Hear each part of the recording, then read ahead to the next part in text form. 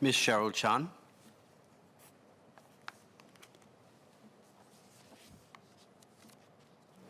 Sir, in the past 5 years, there has been increased awareness of the effects of climate change, and the Paris Agreement has created a momentum for all stakeholders to play their part. The investment market and customers have demanded a greater transparency for useful climate change risks and opportunities information related to businesses. In a way, this demand has become so strong that businesses that fail to disclose their climate change risk could jeopardize their reputations.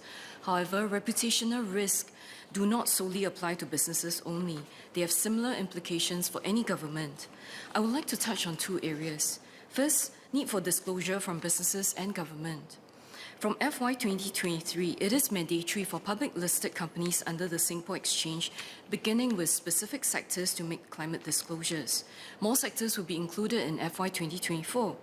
However, there has not been any requirement made on the government and its agencies. While we have the intended strategies in place as a nation, we also need instruments to monitor and measure against the targets set on a continuous basis. As the government is the regulator and governing structure in Singapore, are there any plans for the government to provide similar disclosures annually in order to send strong signals about our commitment to combat climate change? Second, provisioning and allocation of allowances for carbon emissions. The Carbon Pricing Amendment Bill was passed in November 2022.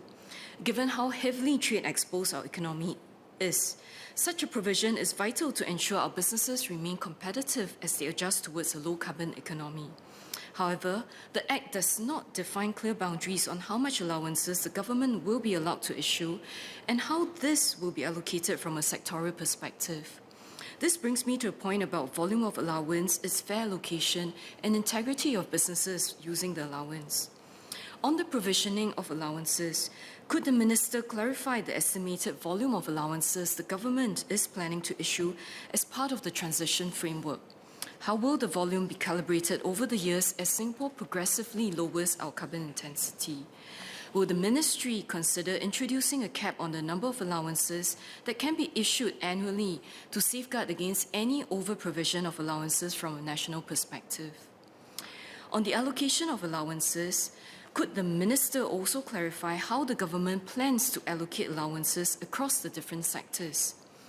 As the businesses liable for carbon tax can have differing strategic importance to Singapore, how will the government benchmark a business which provides critical infrastructure such as the power sector versus another business which serves as a growth engine in the new emerging economy?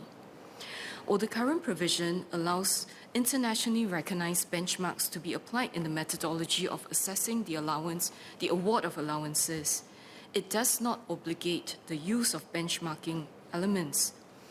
I would like to seek clarification on how the government will track the carbon intensity performance of a business benefiting from such allowances.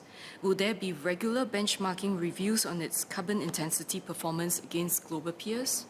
How would feedback loops be put in place to adjust the allowances issued based on the benchmarking results?